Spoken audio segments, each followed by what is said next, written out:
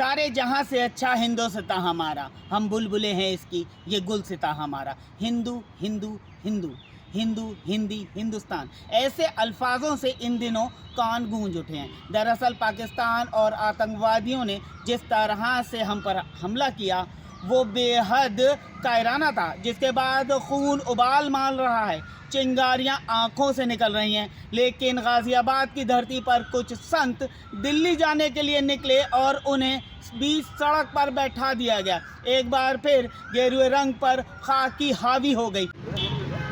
हिंदुत्व का नारा है, हिंदू राष्ट्र बनाना है, प्रदेश में हिंदू सरकार है, प्रधानमंत्री आइकॉन है हिंदू के नाम के, फिर भी एक आप ऐसे वस्त्र हिंदू धर्म को अपनाकर हिंदू संत हैं आप, और हिंदुत्व का झंडा बुलंद महामंडलेश्वर है, महामंडलेश्वर है, निरंजनी अखाड़े की हैं आप, निरंजनी अखाड़े की, फिर भी आपको जमीन पर बैठना पड़ रहा है। क्या कहना चाहती हैं कि इस धरती पर हिंदुत्व का स्थान क्या है? मेरे पास तो कहने के लिए अब शब्द ही नहीं बचे हैं। हमारी दुर्गति और स्थिति तो आप लोग देख ही रहे हैं। साथ में हिंदुत्व की जिस हिंदू आइकॉन की आप बात कर रहे हो, उस हिंदू आइकॉन से ही तो मिलने जा रही हूँ कि हिंदू कितना सुरक्षित है। सभी हिंदुओं के खून से लिखे हुए इस पत्र को मैंने अलीगढ़ से पदयात्रा प्रारंभ की 3 दिन पहले, और आज यहाँ पर पहुँचे हैं और एक ही वहाँ से बात कही थी, खुल के कही थी, मीडिया के सामने भी LIO से लेकर सब रिपोर्ट्स थी, और यही बात बोल रही हूँ कि मैं भिक्षा मांगने जा रही हूँ हिंदू की सुरक्षा के लिए, और मैं PM के आवास पे जाऊँगी। मैं भिक्षा मांगने जा रही हूँ। आप पूरा कोई भी रिकॉर्ड देखे साफ, और कुल मिला के 4 या 5 लोग मेरे साथ रहे, क्योंकि भीषण गर्मी है। उस गर्मी के कारण कोई समस्या में ना आए। मैंने कहा जो लोग आए वो डिस्पर्स भी होते रहे। आज जब यहाँ आई और डासना मंदिर में माता के दर्शन के बाद आशीर्वाद लेके, गुरुजी का आशीर्वाद लेके वहाँ से चली, तो गुरुजी भी साथ में हो लिए। अब अपनी हिंदुओं की सुरक्षा की मांग और आश्वासन को लेने के लिए और भिक्षा लेने के लिए जब मैं जा रही हूँ, तो यहाँ यूपी पुलिस ने हमें, यहाँ गाजियाबाद का ये मुख्यालय कलेक्ट्रेट है, यहाँ पर एकदम से इतनी फोर्स बुला करके हमें रोक दिया।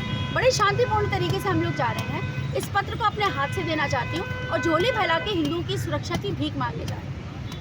मुझे नहीं पता क्यों रोका है, बाबू से पूछो। प्रधानमंत्री अभी हाल ही में सऊदी अरब दौरे पे थे, जहाँ से लौटे हैं। उसके बाद वे महाराष्ट्र के खोजा वोरा समुदाय से मिले, तौफीक अंसारी से मिले, अब्दुल हमीद से मिले। आपसे क्यों नहीं मिल सकते? भैया ये तो प्रश्न आप उनसे करो, इन ऑफिसर से करो। मैं तो खुद आश्चर्यचकित हूँ। मुझे तो लगा था दिखावे को ही सही एक PM जो कि 56 इंच का सीना रखता है, हिंदू हृदय सम्राट है, वो आने देगा। और मैं तो बहुत ही अनौपचारिक तरीके से, भैया मैं तो भिखारी हूँ। I do not have any glamour और I do not have any opportunity. I don't want to take any opportunity in the politics. I am a very simple woman and I am a mother. ये जो अनाथ हिंदू समाज है ना, जिसको हिजड़ा बना दिया इस देश की गंदी राजनीति ने, जिसके कारण आज केवल हिंदू पश्चिम बंगाल से लेकर के, केरल से लेकर के और कश्मीर से लेकर के और बांग्लादेश से लेकर के और नूपुर शर्मा के बयान के बाद मारे जा रहे हैं ना, वो इसी वजह से। तो मैं तो यही डिमांड रखने जा रही हूँ कि या तो आप हिम्मत रखो, इजराइल की तरह हर जिले में जो है वो सैन्य प्रशिक्षण केंद्र बना करके कंपलसरी कर दो तत्काल प्रभाव से, और तत्काल प्रभाव से हर हिंदू को लाइसेंस हथियार रखने का आदेश पारित कर दो, ताकि वो लोग अपनी सुरक्षा तो कर सके। एक बात बताइए, आप ही हैं, अब मेरे को क्या पता कि आप मीडिया वाले हैं, आप मीडिया वाले बन के आ जाओ, आप आतंकियों अभी ठोक दो, हमें कैसे पता चलेगा? यही हमारे उनके साथ हुआ। यही कुछ प्रश्न और बात लेने के लिए 5 मिनट के लिए मैं सिर्फ जाना चाहती हूँ। मुझे नहीं पता why they are holding us here. Bharatvarsh में हिंदू अनाथ है, यहीं से देख लीजिए।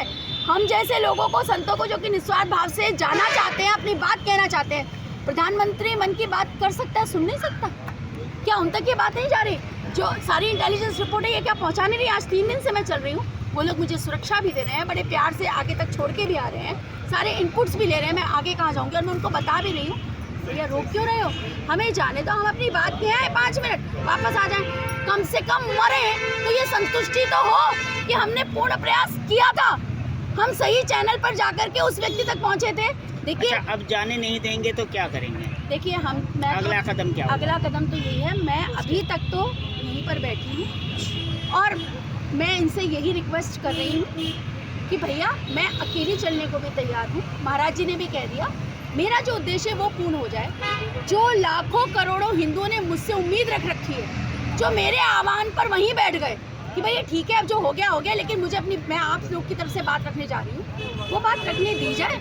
अन्य स्थिति में आगे जो होगा वो तो महादेव जाने और माँ बगलामुखी जाने। लेकिन हाँ, मैं बिना कुछ भी एक फ्रूटफुल जिसे कहते हैं ना, एक अच्छा रिजल्ट लेकर के आश्वासन लिए बगैर यहाँ से जाने वाली नहीं। एक हिंदू संत सड़क पर बैठा है, एक हिंदू प्रधानमंत्री से मिलने जाना है और एक हिंदू पुलिसकर्मी रोक रहे हैं। क्या कहना चाहेंगे इस बारे में? देखिए, हिंदू संत होने के कारण हमारी कोई औकात नहीं है, हमारी कोई वैल्यू नहीं है। देखो भाई, मैं तो सड़क पे बैठा हूँ, हमारी बहन है छोटी अन्नपूर्णा भारती जी, इनके साथ बैठा हूँ। मेरा कोई आंदोलन नहीं है, मुझे प्रधानमंत्री का चेहरा देखने का कोई शौक नहीं है, मुझे बार बार पुलिस से पिटने का भी कोई शौक नहीं है मेरा कोई। लेकिन मैं अपने साथियों को छोड़ता नहीं हूँ, मैं कोई नेता नहीं हूँ, मैं साधु हूँ। आखिर क्या कारण है जो पुलिस रोक रही है? आप उनसे पूछो, देखो क्या कारण है, ये पुलिस वालों से पूछो वो क्यों रोक रहे हैं और जा क्यों रहे हैं, आप इनसे पूछो। मैं तो इनके साथ हूँ, इनके साथ जा रहा हूँ भाई, मैं अपने साथियों को छोड़ता नहीं हूँ, बस मेरी ये आदत है। बाकी भैया जो है, आप क्यों जा रही है इनसे पूछो, और क्यों रोक रहे हैं वो इनसे पूछो। अब देखना है कि ये संत, ये महासंत अपने आइकॉन प्रधानमंत्री से मिल सकेंगे, मिलने जा सकेंगे। क्या इन्हें इजाज़त मिलेगी या एक बार फिर खाकी वर्दी इन पर भारी हो जाएगी? कैमरामैन सुनील के साथ मैं सैयद अली मेहंदी, YBN न्यूज़ गाज़ियाबाद।